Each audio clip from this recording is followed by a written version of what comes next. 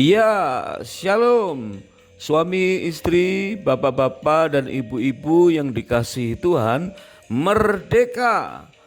Pada episode kali ini kita akan belajar tentang bagaimana suami dan istri saling menerima apa adanya. Karena penerimaan terhadap kebinekaan bagi pernikahan yang merdeka dan tunggal ika itu kita perlukan dalam perjalanan pernikahan kita. Nah, saat yang tepat yaitu saat kita berencana mengadakan perjalanan honeymoon yang kedua. Karena channel ini ditujukan agar kita berkesempatan mengadakan perjalanan bulan madu kedua untuk kesekian kali dan kesekian kalinya. Sebab saat-saat semacam itulah sebagai saat yang tepat untuk kita belajar dari kesalahan. Tentu dengan saling rendah hati dan banyak berbincang berduaan saja bersama dengan pasangan. Jika ada pendapat atau pertanyaan atau kesaksian tentang penerimaan terhadap kebinekaan dengan pasangan, silakan ditulis di kolom komentar supaya kita semua bisa belajar bersama-sama. Nah, khusus pada episode kali ini, bagaimana kita sanggup untuk menerima perbedaan demi perbedaan itu. Karena penerimaan itu merupakan syarat yang utama agar kemerdekaan yang seutuhnya dapat kita alami dalam pernikahan kita. Dan kita tahu bahwa perbedaan itu antara lain perbedaan secara teologis, perbedaan secara psikologis, secara biologis, secara seksual, dan secara family tree, di mana episode yang lalu kita sudah belajar bersama-sama. Namun kita kali ini akan merangkum perbedaan itu dan sanggup untuk menerima pasangan kita sebagaimana apa adanya. Yuk kita mulai.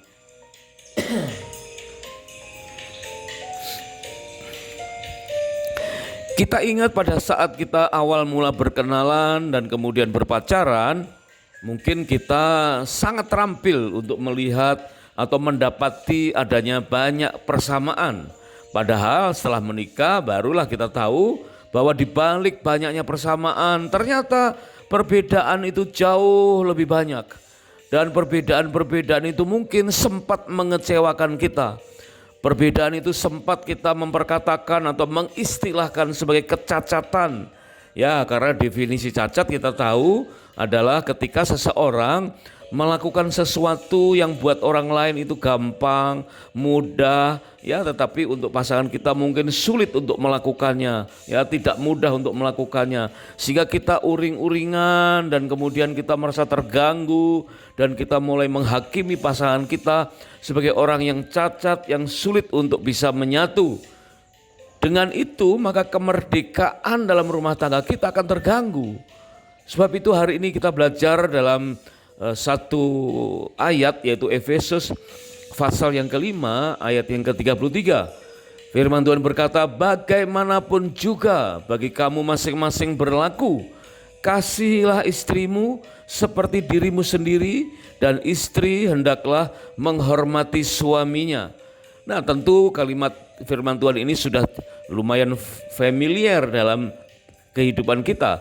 Namun perhatikan kata pembuka atau kalimat awal dari ayat ini, yaitu bagaimanapun juga. Ya, makna dari kata bagaimanapun juga artinya dari berbagai macam kekecewaan, maka bagaimanapun juga mari kita tetap saling mengasihi dan saling menghormati. Ya, bagaimanapun juga meskipun ada banyak perbedaan-perbedaan, entah secara kadar intelektual, kadar spiritual, dan lain-lain perbedaan, maka kita harus bisa menerimanya. Bagaimanapun juga kasihilah istrimu, bagaimanapun juga hormatilah suamimu. Kata bagaimanapun juga perlu kita terjemahkan dengan satu kata, yaitu penerimaan. Nah, kata penerimaan itu mungkin tidak mudah untuk kita praktekkan, ya, sangat mudah diucapkan, tetapi tidak terlalu mudah untuk dipraktekkan. Tetapi dengan kata bagaimanapun juga, maka kata penerimaan akan membantu kita untuk mempermudah kita bisa menerima pasangan kita. Kita akan ambil contoh ya, seringkali kita menganggap perbedaan dengan pasangan itu sebagai kecacatan. Kita akan lihat seseorang yang benar-benar dunia atau orang lain menganggapnya sebagai kecacatan. Ya, contohnya adalah satu tokoh yang sangat populer sebagai penemu yang hebat. Namanya adalah Thomas Alva Edison. Nah, Thomas Alva Edison tentu udah familiar dalam kehidupan atau telinga kita. Sejarah mencatat Thomas Alva Edison menemukan bola lampu, telegraf, monograf, film bersuara atau bioskop dan lain-lain ya. Padahal kita tahu kisahnya ya, sangat-sangat memprihatinkan ya. Dikatakan waktu dia berusia 7 tahun, gurunya menganggap bahwa Thomas Alva Edison ini sebagai anak yang idiot, sulit untuk dididik, tidak bisa mengikuti alur pendidikan di kelasnya, sehingga perlu guru ini menulis sepucuk surat kepada ibunya dengan pesan, kami tidak sanggup mendidiknya karena anak ini berkebutuhan khusus ya. Kemudian waktu ibunya menerima surat itu, ibunya menutup kembali surat itu dan mulai berkata kepada anaknya, nak, gurumu dan sekolahmu tidak sanggup mendidik kamu karena kamu adalah orang yang istimewa. Ibu akan didik kamu. Ya, kamu harus belajar bersama-sama dengan ibu. Ayo, apa yang bisa kamu kerjakan? Nah, ibunya mendampingi Thomas sampai seluruh potensi ilahi itu muncul dalam hidupnya. Ternyata yang dikatakan oleh guru dan orang lain sebagai idiot, ternyata ibunya mampu mengeksplor kemampuannya, dan kita bisa mengenal bahwa Thomas Alva Edison sebagai penemu yang sangat brilian, di mana penemuannya sangat berguna sampai di zaman modern saat ini. Berarti kuncinya adalah bagaimana seorang ibu menerima anaknya meskipun dianggap sebagai cacat. Kemudian yang kedua, kita ambil contoh seorang wanita namanya Helen Keller ya. Helen Keller seorang bayi mungil yang sehat awalnya. Waktu berusia 1 tahun sakit panas tinggi, akhirnya sembuh, tapi dia buta dan tuli. Tentu sangat memprihatinkan bagaimana kita bisa melihat ya masa depan seorang gadis, seorang wanita bayi 1 tahun ya yang buta dan tuli. Namun di balik Helen Keller ada satu pribadi yang luar biasa, namanya Anne Sullivan. Ya, Anne Sullivan mungkin kalau zaman ini kita kenal sebagai pekerja sosial ya, sebagai ibu angkat. Kemudian Anne Sullivan ini datang ke rumah Helen Keller dan mengambil anak itu untuk diasuh, diterima apa adanya, karena dalam hatinya mendapatkan visi dari Tuhan bahwa Helen Keller ini mempunyai potensi yang luar biasa. Nah, akhirnya Helen Keller bersama dengan ibu asuhnya yaitu Anne Sullivan ini dan bertumbuh sangat mengagumkan. Helen Keller dia menjadi seorang wanita yang luar biasa. Bukan saja bisa bicara tapi bisa beberapa bahasa dan lulus dari Harvard University. Berkeliling dunia menjadi sumber motivasi dan melayani Tuhan di mana-mana.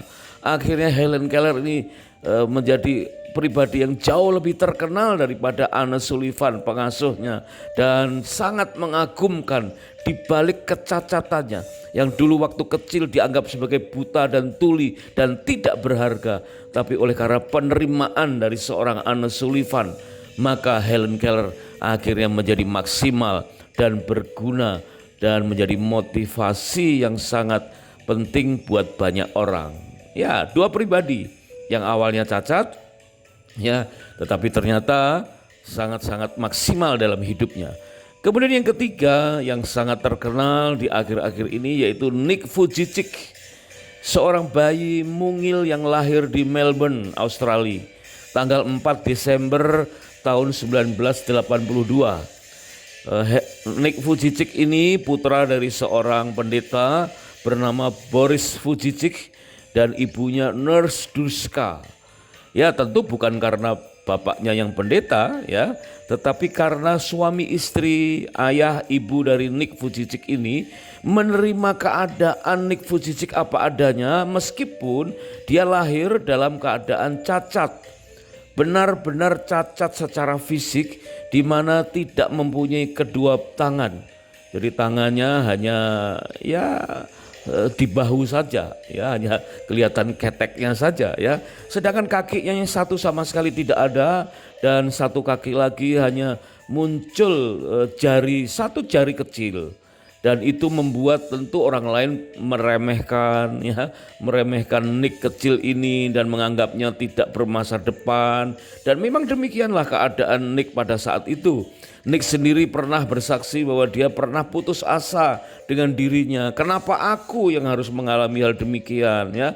Tetapi penerimaan dari ayah dan ibunya ini membuat Nick bersemangat untuk meniti pendidikan. Akhirnya Nick ini berhasil menyelesaikan double degree, 2 kesarjanaan, yaitu sarjana accounting dan sarjana financial planning dari Griffith University Australia. Sehingga akhirnya dia sanggup bekerja sebagai motivator internasional dan financial planning. Sungguh-sungguh hebat pekerjaannya. Dia berkeliling dunia untuk memberikan motivasi kepada semua orang. Bahkan Nick ini di beberapa tahun yang lalu pernah pergi ke Indonesia dan berkunjung ke penjara remaja ya, penjara remaja yang ada di Tangerang, memberikan motivasi kepada orang-orang yang sehat, yang normal secara fisik, dan akhirnya membangkitkan semangat dari anak-anak muda itu. Sebagaimana Nick yang terus bersemangat dalam hidupnya meskipun dia mengalami kecacatan tubuh.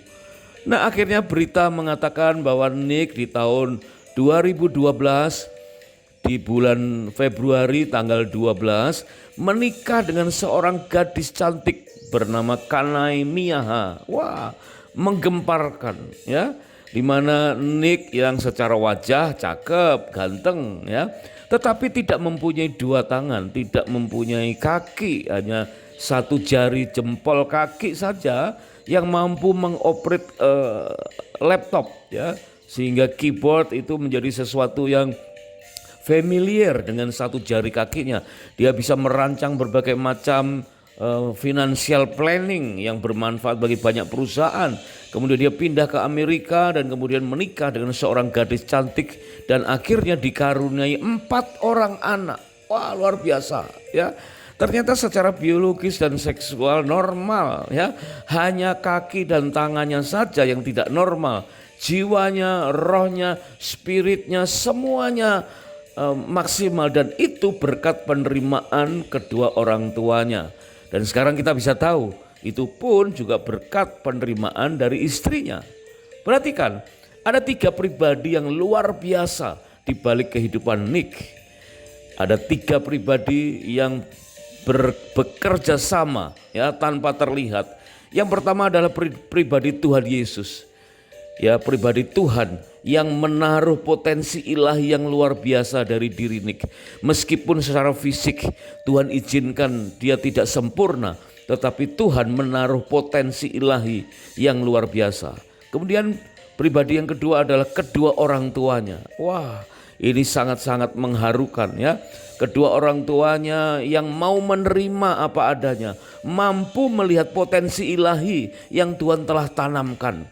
Ini merupakan suatu kerjasama yang sangat penting.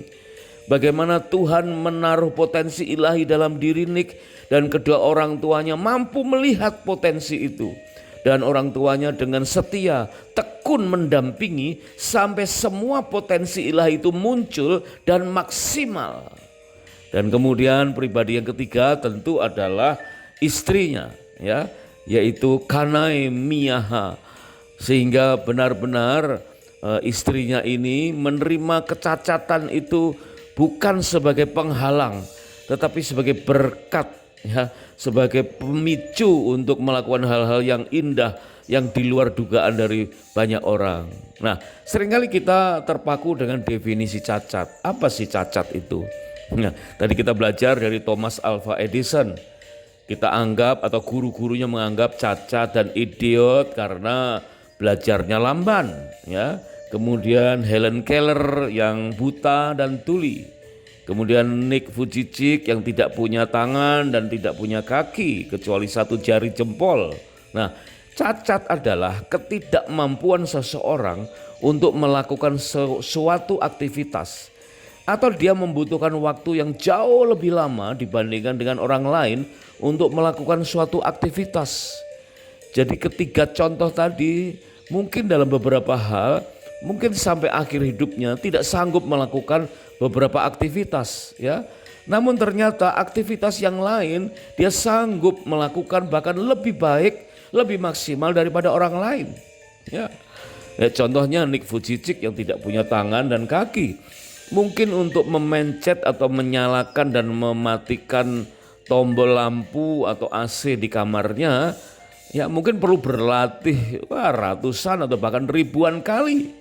Untuk orang normal diajari sekali dua kali, ya beberapa kali udah bisa, ya.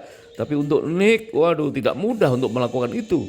Bagaimana Nick yang tidak punya kaki dan tidak punya tangan bisa gosok gigi, ya, bisa berenang, bisa main golf dengan stick yang digigit. Coba bayangkan, ya, tidak mudah, ya. Bahkan, ya, Nick akhirnya bisa menjadi perancang dari sistem finansial yang dipakai oleh banyak perusahaan. Nah, coba kita lihat, kita tengok pasangan kita, ya. Mengapa hidup kita diizinkan Tuhan bersama dengan orang cacat? Mungkin kita memandang pasangan kita banyak cacatnya. Nah, perhatikan ini, dengan hidup bersama orang cacat membuat kita lebih bersandar pada Tuhan. Perhatikan, ya, Thomas Alva Edison membuat ibunya berdoa dan bersandar kepada Tuhan karena guru dan sekolahnya tidak sanggup untuk mendidiknya, ya. Helen Keller yang membuat Anne Sullivan bersandar kepada Tuhan untuk memaksimalkannya karena, ya, orang lain melihat dia sebagai anak yang buta dan tuli. Ya, papa dan mama Nick Vujicic lebih lagi bersandar kepada Tuhan karena mendapati anaknya tidak punya tangan dan tidak punya kaki. Nah, waktu mereka bersandar kepada Tuhan, maka mereka akhirnya menjadi serupa dengan Kristus. Ya, kepada siapa kita bersandar, maka kita akan serupa kepadanya. Yesus mendengarnya dan berkata kepada mereka, bukan orang sehat yang memerlukan tabib, tetapi orang sakit. Aku datang bukan untuk memanggil orang benar, melainkan orang berdosa. Markus 2 ayat yang ke-17. Sehingga kita perlu memilih sikap sekarang ketika kita mendapati pasangan kita ada cacatnya, ya. Padahal itu sekadar perbedaan, tapi kita udah terlanjur memberi label sebagai orang cacat di bidang ini, di bidang itu. Nah, apa yang harus kita lakukan? Ya, supaya kita merdeka. Ada 3 hal yang perlu kita lakukan. Yang pertama, maukah kita menerima pasangan dengan kecacatannya? Ya, memang mungkin itu cacat, ya, tetapi marilah kita menerima apa adanya kecacatan itu. Pasti ada yang sulit untuk menerima kecacatan dari pasangan kita. Kita ingin supaya pasangan kita berubah, ya, supaya tidak cacat lagi. Padahal menurut pasangan kita pun ada kecacatannya. Jadi pasangan kita pun juga perlu menerima kita dengan kecacatan kita. Ini yang kedua, mampukah kita melihat bahwa Tuhan itu adil? Dalam setiap pribadi pasti ada potensi ilahi yang dahsyat. Bahkan di dalam diri orang-orang cacat pun, ya, pasti Tuhan menaruhkan potensi yang hebat. Di balik kecacatan Thomas Alva Edison ada potensi sebagai penemu banyak hal yang bermanfaat sampai hari ini, ya. Di balik kecacatannya Helen Keller ada kemampuan untuk berbahasa dengan berbagai macam bahasa, ya. Di balik kecacatan atau ketidak punya tangan Nick dan kedua kakinya, Akhirnya Nick bisa menjadi motivator, ya, menjadi financial planner. Ada potensi-potensi ilahi di dalam diri mereka. Nah, adakah, ya, bisakah kita melihat ada potensi ilahi dalam diri pasangan kita? Dan sekiranya kita bisa melihat potensi ilahi dalam diri pasangan kita, maka kita juga berharap pasangan kita melihat ada potensi ilahi dalam diri kita. Dan kalau potensi ilahi itu dipertemukan, maka yang ketiga, maukah kita tekun bertahan untuk terus mendampingi pasangan kita sampai seluruh potensi ilahi ini muncul dan maksimal. Potensi ilahi itu ada dalam pasangan yang cacat, tetapi potensi itu perlu kita ketahui dan kita perlu mendampinginya, mengeksplornya supaya menjadi semakin maksimal. Apa yang terjadi bagi 3 orang cacat tadi bisa akan terjadi dalam diri kita dan pasangan kita, sehingga kita akan maksimal. Inilah yang sering menjadi kelemahan di dalam kehidupan kekristenan, ya. Keluarga Kristen punya masalah seperti ini. Banyak yang teis teoritis tetapi ateis praktis, ya. Orang Kristen yang berkata percaya kepada Tuhan tetapi hidup seakan Tuhan tidak ada. Menyembah Tuhan, beribadah sebagai orang Kristen, ya, tetapi tidak sanggup melihat potensi yang Tuhan taruh di dalam diri kita sendiri atau pasangan kita. Nah, inilah yang perlu kita perhatikan. Matius 22 ayat yang ke-39. Firman Tuhan berkata, hukum yang kedua yang sama dengan itu ialah kasihilah sesamamu manusia. Dalam hal ini adalah pasangan seperti dirimu sendiri. Tidak mungkin kita bisa mengasihi sesama manusia atau pasangan jika kita tidak mengasihi diri sendiri. Ya, tanda orang percaya adalah adanya tindakan. Karena iman tanpa disertai dengan tindakan-tindakan atau perbuatan-perbuatan pada hakikatnya adalah kosong atau mati. Maka jangan menolak diri sendiri, jangan menolak pasangan kita. Tuhan itu adil, pasti Tuhan telah memberikan potensi ilahi dalam diri kita masing-masing. Di dalam Mazmur 139 ayat 13 dan 14 dikatakan bahwa kejadian kita itu dahsyat. Sebab Tuhan yang membentuk buah pinggang kita, menenun kita dalam kandungan ibu kita. Maka kita perlu bersyukur kepada Tuhan. Oleh karena kejadian kita dahsyat dan ajaib. Ajaib apa yang telah Tuhan perbuat. Dan biarlah jiwa kita benar-benar menyadarinya. Kita menyadari bahwa Tuhan telah menaruh potensi ilahi itu dalam diri kita dan dalam diri pasangan kita yang selama ini kita nilai banyak cacatnya. Tuhan menciptakan banyak perbedaan, ya, dan perbedaan itu bukan suatu dosa. Tuhan memberikan temperamen yang berbeda. Perbedaan temperamen itu bukan suatu dosa, dan karena temperamen tidak ada yang lebih baik dan tidak ada yang lebih buruk. Bagaimana kita menemukannya dan memaksimalkannya sehingga setiap orang rela diproses. Di dalam Filipi 2 ayat yang kelima, kita siap diproses oleh pasangan kita sehingga meskipun kita mendapati banyak perbedaan, karena memang itulah perbedaan, ya, berapa lama pun menikah tetap berbeda, sehingga kita perlu untuk sanggup memaksimalkan potensi ilahi dalam diri kita dan dalam diri pasangan, dan mengelola kelemahan diri kita dan diri pasangan sehingga kita menjadi maksimal. 1 Tesalonika 5 ayat yang ke-23, kiranya atau semoga roh, jiwa dan tubuh kita dan pasangan kita terpelihara sempurna, maksimal. Kita hidup rukun, Tuhan hadir dan Tuhan sanggup mengubah air menjadi anggur. Merdeka.